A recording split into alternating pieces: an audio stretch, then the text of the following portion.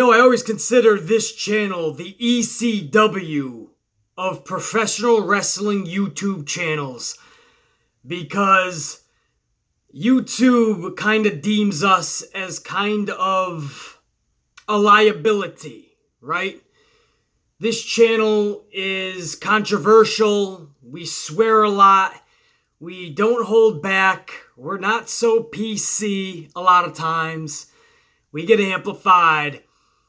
And you could tell that YouTube is kind of hesitant with this channel. They don't want to suggest us to other channels to promote us. They love taking people and subscribers off of my channel without the subscriber knowing or myself. I get a lot of videos demonetized because they don't like either language or the topic or you name it. We are the ECW. They don't want us to keep growing, yet slowly but surely we keep growing. So I'm sure YouTube doesn't like that. But we are the ECW of professional wrestling YouTube channels. We are the renegades, the rebels, the controversial ones. And I am your controversial leader. And I am thankful and grateful to be such. Because I have a fucking ball. And I would have it no other way than to be and play the heel on YouTube. And I will continue to be your number one heel, I promise you. Because no matter how much they want to suggest our channel, no matter how many times they want to allow advertisers on the channel, no matter how many people they keep wanting to take off, they will keep finding their way back on, hopefully. And I'm going to keep doing what the fuck I'm doing. And it's really cool when you see a video like yesterday. It's really early on a Wednesday morning right now. You can see the fucking sun. Fred is just coming up right now, man. But about 15 hours, I got the video up kind of late yesterday. That was Monday Night Raw's review reaction. I got it up kind of late, afternoon. And here we are 15-ish hours later, man. And we are heading toward 10,000 real-time views, man. It's just videos like that, moments like that where you take a step back, and even though we're treated like the underdog, we're treated like the ECW of the whole entire pro wrestling YouTube community, even though we're treated like that, we can still pull off 10,000 and probably even plus views when it's all said and done on a video. That's badass, man. And that's really cool. And because of that, I know we got about 40 to 50 new subscribers as well within the last, like I said, 15-ish hours as well. So to you new subscribers, welcome. To subscribers that will be coming in throughout the day or throughout the week, welcome. You are going to find out this is a controversial channel. Absolutely. I am a controversial channel creator, content creator. And we wear many hats. You're going to see a lot of fun characters come through the channel here and every now and again, here and there. And, we're going to drop a lot of F-bombs. We're going to get really amplified. We're really passionate about our professional wrestling, but we're also make sure that we're very entertaining as well. So thank you for all you new subscribers. Thank you for everybody who contributed to making yesterday's video just a fucking dynamite success heading into SummerSlam. Now, with that said, and my thank yous, no matter how much YouTube will hold us down, we're going to keep fucking fighting through it, and we're going to keep kicking ass, because I got the best. It might not be the biggest audience in all of the professional wrestling community, but I promise you, I have the most passionate, amplified subs and even fans that you're going to find anywhere in this world. So thank you to all of you guys. Now let's move on to SmackDown for Tuesday, August 14th, 2018. This was a SmackDown. It was a go-home show to SummerSlam. Now, let me just start off by stating, I don't just call myself the smartest professional wrestling fan alive for no reason. I don't just say, oh, I watched it for 30 years and that's why I'm smart. No, it's because since the age of 4 years old, I've watched professional wrestling and I've learned from it. I've dissected every single segment since I was 4 years old. From the 1 hour long Superstars of Pro Wrestling in the 80s to the 1 hour Monday Night Raws in those 90s when it first started, to the 2 hour Raws, to the 3 hour Nitros, to the 3 hour Raws. No matter what the show, Wrestling Challenge back in the 80s and early 90s, Shotgun Wrestling, Primetime Wrestling, you name it. I dissected segment for segment. I saw what worked and I saw what failed. I saw when less was more and when more was better. And I promise you, when you put a jobber match together, that is how you build a superstar. It is one of the key elements. We saw it again last night when the Bludgeon Brothers took on 3 nobodies, but it was needed. Especially after a lackluster Charlotte Flair and Becky Lynch versus Mandy Rose Sonya Deville match, which nobody gave a fuck about. That was your first match of SmackDown last night. Charlotte and Becky versus Sonya Deville, Mandy Rose. And everybody's ass was glued to their seat. Their golf clap was in full effect at the end of the match. But the next match was the Bludgeon Brothers versus 3 nobodies. BC, I would have thought that was the match where asses would be glued to the seats, but no. It's because you knew these 3 motherfuckers were gonna get their asses whooped. Sometimes we overanalyze pro wrestling, right? I mean, channels like this will overanalyze, will depict and dissect every segment, but sometimes you gotta know when less is more, when to keep it simplistic. A jobber match will do leaps and bounds more than a superstar versus superstar match will ever do. Nobodies versus somebodies. Superstar versus jobber. You saw how everybody's asses were glued to their seat during that tag match.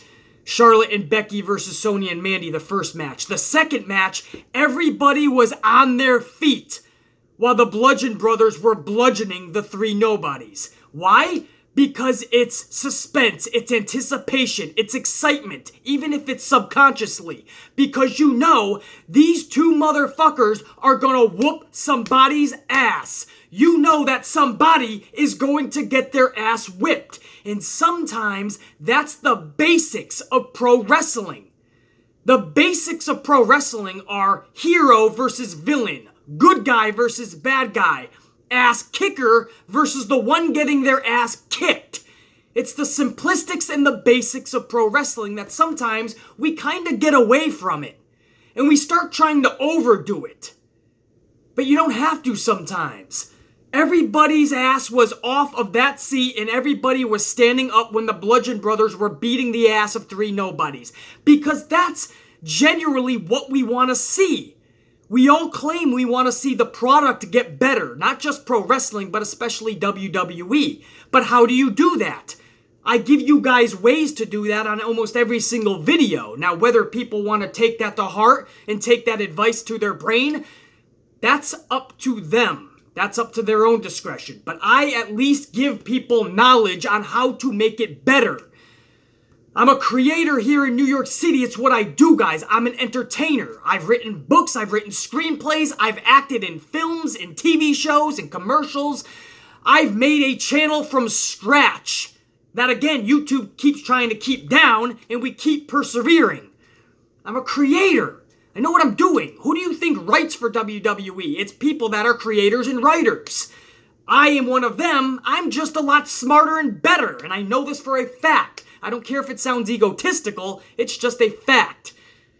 So I'm trying to tell them, keep it simple sometimes. You want to build a superstar? You want to build a story? First, build that superstar into the beast they should be.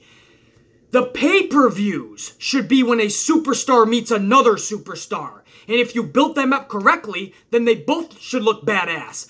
Both superstars going into the pay-per-view, the fans should not know who's going to win. Either one of them could win. The fans should look at both superstars in that match at a pay-per-view and say, wow, they really don't lose a lot. But in today's product, it's always 50-50 booking. A superstar is winning 1 week and then losing 2 weeks in a row. Then they win 3 weeks in a row. Then they lose a week. 50-50 booking is not going to help create superstars. We've seen it in the last 15 years. It doesn't do that. However, when WWE was back in the 80s and those early 90s, when they had jobber matches, that's when you built superstars. That's what made the big boss man the big boss man. That's what made a Mountie. Tito Santana. An Earthquake. Nobody would have cared about Earthquake versus Hulk Hogan if Earthquake wasn't squashing motherfuckers beforehand. It's little things like that, man. To see everybody on their feet for a jobber match. It was very satisfying for me because I've been telling you guys for the longest time that jobber matches are needed. And that was to just show you. You had 4 people in there that you knew and nobody cared about. Charlotte, Becky versus Sonya and Mandy. Nobody cared about that match. And by the way, Becky Lynch picked up the victory. Disarmer. I believe, was that on Sonya Deville or man? It doesn't matter. Disarmer, Becky Lynch and Charlotte win the match. Becky wins it for her team. But it's the jobber match that had everybody on their feet. And even more importantly, it helps build the Bludgeon Brothers. They started the Bludgeon Brothers out like that, being badass, and then they started 50-50 booking them. Yes, BC, they gave them the championships, though. Sometimes the belts don't mean shit if they're not being booked properly. We've seen that time and time again. The Bludgeon Brothers started going into obscurity with the Tag Team Championship. Sound familiar? The Leaders of Worlds was the same thing on Raw. B-Team isn't too far from that right now. So if you put them in there and you make them look dominant, your fan base, the WWE Universe, will look at them as dominant. But you have to build them. If you build it, they will come. You have to build it. Then once you build the superstars, then you can start building a story. It was just really good to see that, guys. I know I spent several minutes talking about a jobber match, but that's how important it was. If you go back and look, people were on their feet. You heard oohs and ahs when these motherfuckers were getting thrown around the ring and outside. That's what you need. Sometimes we want the basics. As a wrestling fan, we want to see somebody getting their ass kicked by an ass kicker. Jobber matches are huge, man. And they do so many things to help not just the superstar, not just the storyline, but the product. Those were the first 2 matches of SmackDown last night. They were night and day different. And if I could just go back to the first matchup, guys, that I was talking about, they all started, Charlotte and Becky started in the ring with a promo. Carmella was out there as well, and Carmella was giving another Carmella-esque promo that I thought was awesome. Her and Alexa Bliss have one thing in common. They might not be the greatest wrestlers, but they got the gift to gab on the microphone. They really know how to play that heel, especially on that mic. They can push your buttons, they can antagonize, and they can make you hate them. They can piss you off. And she told Charlotte and Becky, you're right. I might not be this new age wrestler for the women's movement and evolution, but I am a diva. And take a good look at me, because I got the body, I got the personality, the charisma, whatever the fuck she was saying. And there's one other thing I got that you two don't have. And that's this. And she raises up the championship. And that's when Becky and Charlotte really kind of got serious. And they're like, you motherfucker. You hit us where it hurts the most because I want that championship. You could tell Becky wants it. You could tell Charlotte wants it back. That's when Paige came out and Paige just makes a tag team match. Tells Carmella to go on commentary like that's a punishment. Carmella gets the night off. All right. Carmella looked pissed off that she has to go to commentary. And then Charlotte and Becky end up taking on Sonya and Mandy Rose. A kickoff show to SummerSlam, and that's our kickoff match. I don't need that.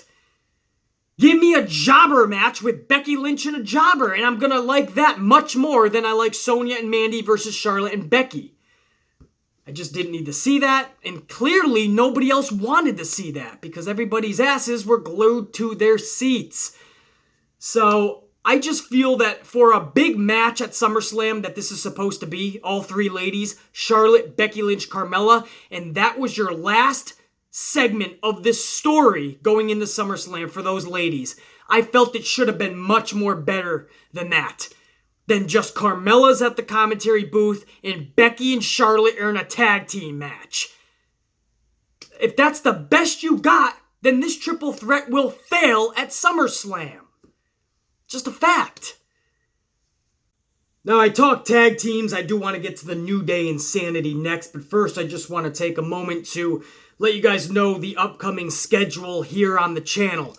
Amplified Q&A will not be tomorrow. Tomorrow I am going to have a SummerSlam preview video. Not amplified booking and not amplified Q&A. It's just a preview. I'm literally going to preview every single match on the card, even the kickoff show.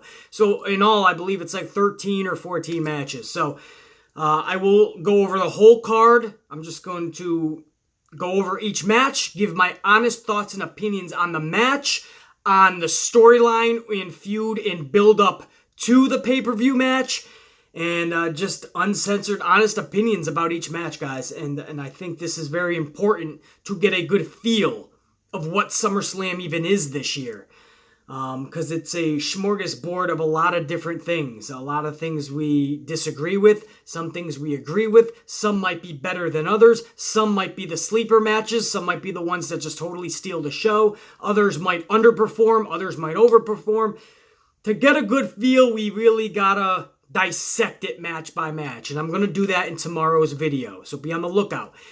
And then Friday, 2 days from today, this Friday, we will do amplified booking. So I'm literally going to go through every match just like I am going to do tomorrow. But on Friday, I'm actually going to book it as if Vince McMahon has hired me to do the booking creatively for SummerSlam. How would I book the entire card? Let me just tell you guys, I'll give you a spoiler. This is going to be one of my best bookings that I've ever done on this channel. And then Sunday morning, that is SummerSlam morning, this Sunday, we're going to have a very special amplified Q&A. And that's going to be on the Jersey Shore. We hope, anyway. That's the plan. Because we're going to be on the shore all weekend. I really want to film this Q&A out there, man. And I think it'll be a good atmosphere, and we'll have a good time. We'll make a nice long video. I'll try to get as many questions as I can in. So it's a full week of videos coming up, man. Tomorrow, Friday, right into Sunday morning. Who knows? Maybe I'll even have an NXT TakeOver video in there. Maybe a preview or a review show. Maybe. Possibly, guys. It's already jam-packed. Sunday morning, I got the Q&A. I don't know when I would do a review for NXT, to be honest with you, but we'll see. Maybe I'll come up with something. But either way, guys, don't hold me to the NXT one, because my schedule is already full with WWE's main roster SummerSlam. But we got a lot of great videos coming up after today, so be on the lookout. So now, guys, back to SmackDown last night. This was the New Day taking on Sanity. New Day picks up the victory, obviously, because New Day is going on to take on the Bludgeon Brothers at SummerSlam. They're not going to lose 5 nights before. My problem is this. First and foremost, if there was ever a question of how popular the New Day is, look at last night, man. New Day, I think, is getting more popular than they once were. So very good for them. On the flip side, what did that do for Sanity? You already kicked them when they were down. You already kicked them into obscurity. You already made them meaningless and pointless. The only thing you can do now is basically like Sasha and Bayley. Just make them look like clowns. You already kicked Sasha Banks so many times. When Sasha Banks was down, you kicked her even more. And now you're just making her a clown. Putting her in a tag team, making her a Bayley, another Bayley character, and then you're fucking making her lose every week with a simplistic roll-up. It's the same with Sanity. They're already kicked into obscurity. What more? How much worse can you make it for them? Now you're just making them look like fools. When Sanity was announced on the main roster, and when Sanity debuted, you really felt like they were going to do something hopefully special with them. Even though it's WWE, and we don't want to give them too much of the benefit of the doubt there, right? But we do give them the benefit of the doubt, because we want to believe that they're capable of creating superstars. We've seen them do it in the past. We want to believe that a team, a unit like Sanity will dominate, and that WWE will book them the right way. This doesn't happen. And it didn't happen with Sanity again. 3 more superstars, not just kicked into obscurity, but literally looking foolish. Insanity had the real chance to be something special, not just on SmackDown, but in WWE. And WWE fucks it up again. There was no need for the New Day to beat them last night. Anybody who tells me, well, BC, that's the only way New Day could look really strong going into SummerSlam. The New Day had to beat formidable opponents. Well, first of all, there's nothing formidable about Sanity. Since their main roster debut, they've been jokes, because that's how they've been being booked. So they're not even legit competition for New Day, if you're looking at it from that standpoint. But on top of that, we just saw the Bludgeon Brothers have a squash match. That's their big match going into SummerSlam. Why couldn't the New Day have a squash match? Didn't have to be back-to-back with the Bludgeon Brothers. Later in the night, you have another squash match.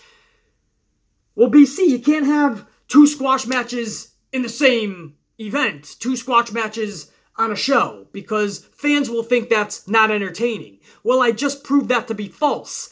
I just told you one of the most eventful and most entertaining matches last night, everyone on their feet and oohing and eyeing, was a squash match with the Bludgeon Brothers. So that proves your theory wrong that it's not entertaining. Squash matches are absolutely entertaining. It's when your superstar gets to perform all their moves and look badass, and you get to watch someone get their ass kicked. What happened is professional wrestling fans got too used to seeing superstar versus superstar, to the point where everyone's jaded now, and the 50-50 booking has ruined it. So now people think you can't have multiple jobber matches. But I would have loved to have seen the New Day just go over 3 fucking nobodies, or 2 nobodies, or whatever the fuck you want. Make it 5 nobodies. But the New Day should have been in a jobber match. There was no reason to defeat Sanity and kick them even further into obscurity. Kick them harder while they're down. There was no need for Sanity to take that L. That did nothing for the New Day going into SummerSlam. That didn't earn them any new fans. That didn't make anybody go, wow, they beat Sanity. They're really legit competition for Bludgeon Brothers. No, everybody knows what the New Day can do and what they will do. Sanity needed to be protected a lot more than New Day needed the win over them last night. So yeah, great for New Day. And they were so fucking over last night. And they're just getting more and more popular. And they're wildly entertaining.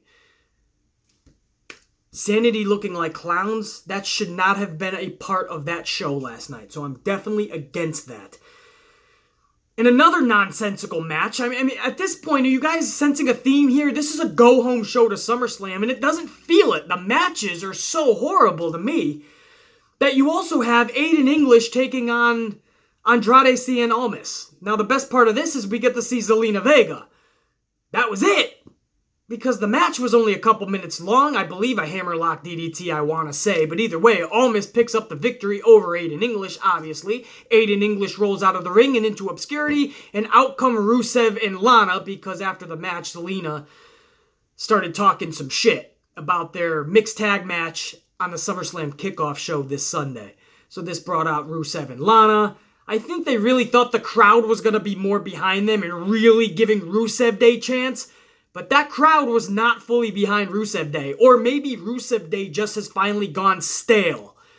And it's not as hot as it once was. I guess you could blame Vince and WWE booking for that too.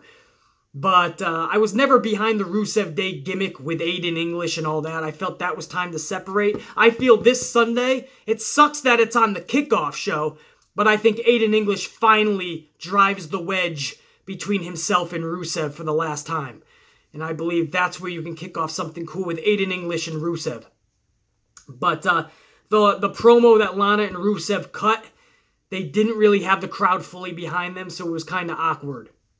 But either way, Almas picks up a victory over Aiden English. That's your go-home show to SummerSlam. You went into a Jeff Hardy. The main event here, guys, was Jeff Hardy taking on Shelton Benjamin. This is your main event for a go-home show to your second biggest pay-per-view of the year, SummerSlam.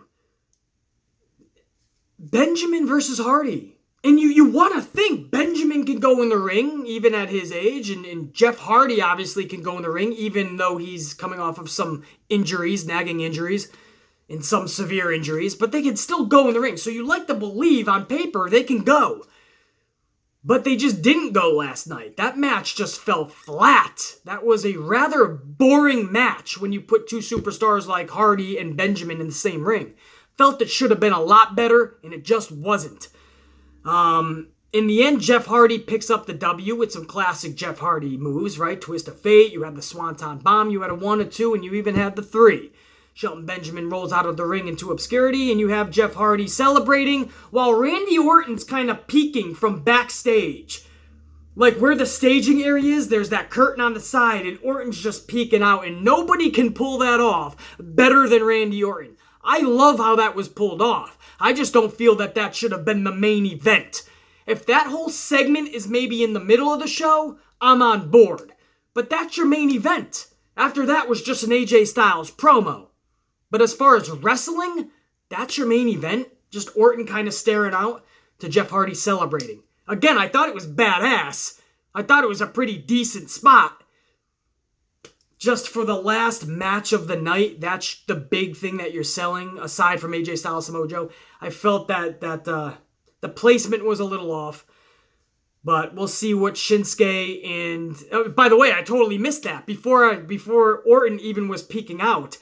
After Hardy was celebrating, Shinsuke came to the ring. He tried to put the Kinshasa on Jeff Hardy, but Jeff Hardy was able to overcome that and take out Shinsuke Nakamura. So that's when Jeff Hardy was ultimately celebrating. And that's when Randy Orton was kind of peeking out. So Shinsuke Nakamura ran out there to be some fucking some super ninja, and it just failed because Jeff Hardy got the upper hand. So that was an epic fail on Nakamura's part. But that tells me Nakamura is probably walking out with the W Sunday because he was flat on his back last night. Anyway, that's their whole schmaz. I really do feel if they give them the time, if they go all out, they put on their A+ performance, Nakamura and Jeff Hardy will deliver this Sunday. I'm just hoping that they do. That brings us to the two main matches that I'm looking forward to SummerSlam. This is Daniel Bryan and The Miz. Last night, they didn't appear in front of the live crowd for the show, SmackDown. I don't know about any dark match or anything like that, but on the show, they did not. And they just had a 3-part series showing you the past 8-year history of them. And I love that. The only way that I'm okay with leaving them off the air completely last night is if you do rekindle the 8 years that they just spent bickering at each other and not liking and kind of fucking resenting each other. And that's what they did last night in a 3-part series, starting from way back in NXT to their talking smack, fucking butting of heads, and right up until even last week with the vase to the back of the head. So I love that, man. It really shows you the past 8 years. But I also wanted to see something more last night where they evolved the storyline like last week in Miz, or Daniel Bryan showing up backstage to the Miz, beating him up a little, throwing security all over the place, and then getting whammed back of the head with a vase by the Miz. I love shit like that. I wanted to see more of that. Maybe in the parking lot, fucking Daniel Bryan's waiting for the Miz or some shit. Because Daniel Bryan walked off last week after he got hit in the back of the head with a vase, and the look in his eyes was, I'm gonna get you, motherfucker. So that would have been cool if he's waiting for the Miz in the parking lot or something last night. So I wanted to see something like that, but we didn't even get any of them. But I did like how they told the story of the past 8 years, 3 different segments throughout the night. But this also screams to me that you now have to have them at Hell in a Cell in a second match. No matter who goes over Sunday, I want to see them continue this into Hell in a Cell. This 8-year rivalry and feud in story cannot just end with one match at SummerSlam 4 days from today. No, this has to go into Hell in a Cell, and this will give us 4 more weeks to build up some cool shit in this story, in this already epic story. So I want to see more of The Miz and Daniel Bryan after SummerSlam. That'll be awesome. And it would be really cool if Daniel Bryan and Brie Bella tag up to take on Miz and Maurice down the line as well. Maybe a third match after Hell in a Cell. Who knows? Maybe at like Survivor Series or some shit. Because I think the October pay-per-view is just for the ladies' Evolution. Or maybe you throw in that at Evolution, right? You still got you got Brie and you got Maurice. Maybe it's the one match where you get a fucking dude. I think that would be a cool little thing. You have this all-women's pay-per-view, but there's this one specialty match that has some guys in it. And it's pretty big. It's got fucking Daniel Bryan and The Miz. And it's Brie Bella versus Maurice. It's a mixed tag match. Maybe that would be the perfect place for it. Fuck! Boom! Ding, ding, ding, ding, ding! I just created that shit, man. Feel free to use that, Vince. No charge, man. Please use that idea. That would be pretty cool. I think you could add some spice to an all-women's pay-per-view. One match that still has ladies, but they have their husbands. I think people will be okay with, it's an all-ladies pay-per-view, but they have men, so it's not all women's. Yes, it is. It's an exhibition match with a couple of the husbands. What the fuck?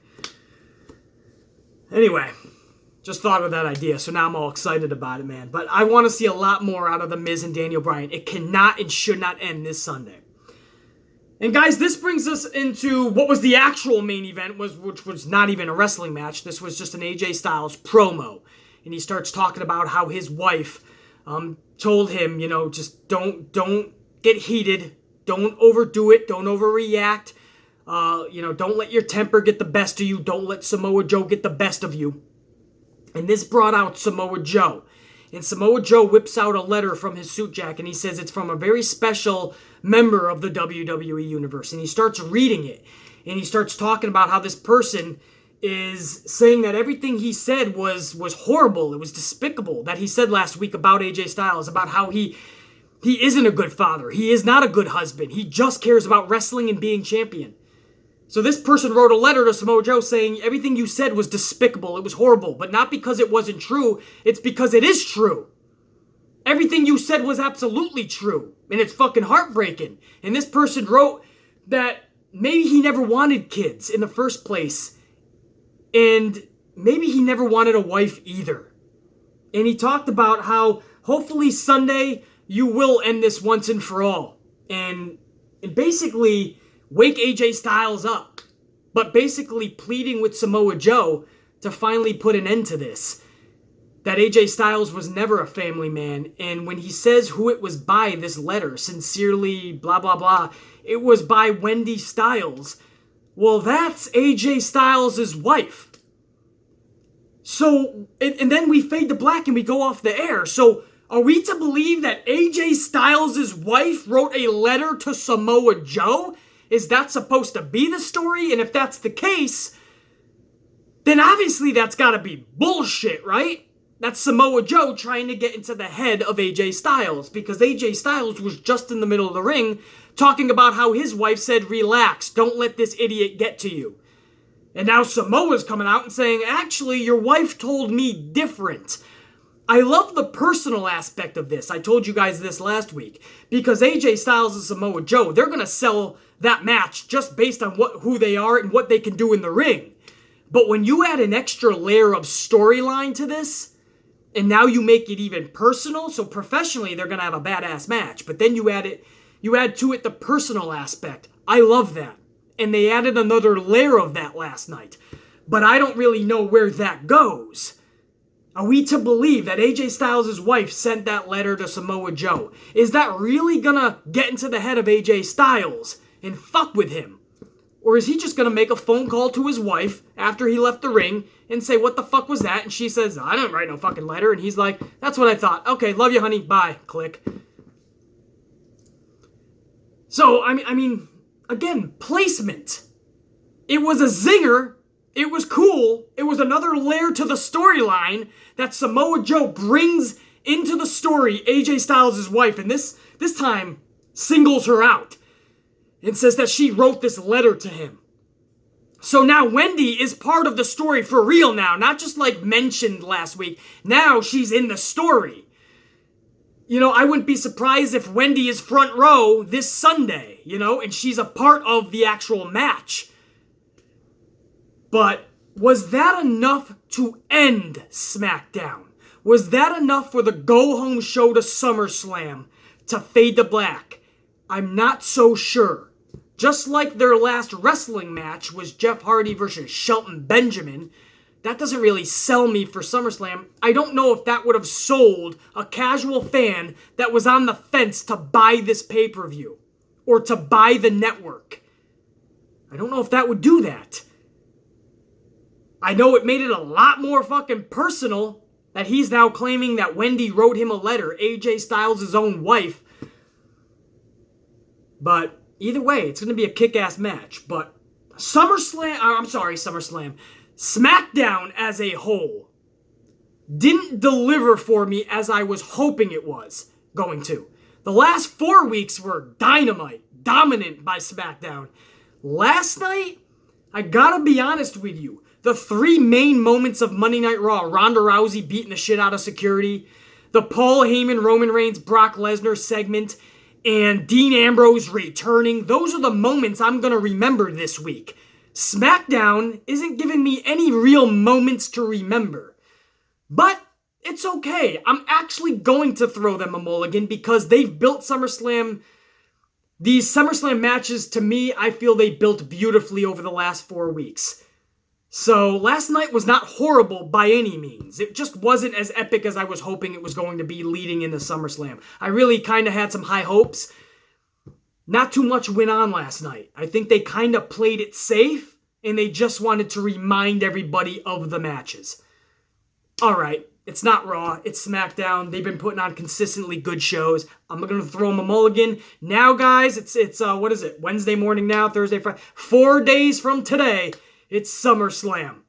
The time for talk is over. Actually, it's just starting here on the channel. We got a lot of awesome videos going on for the week.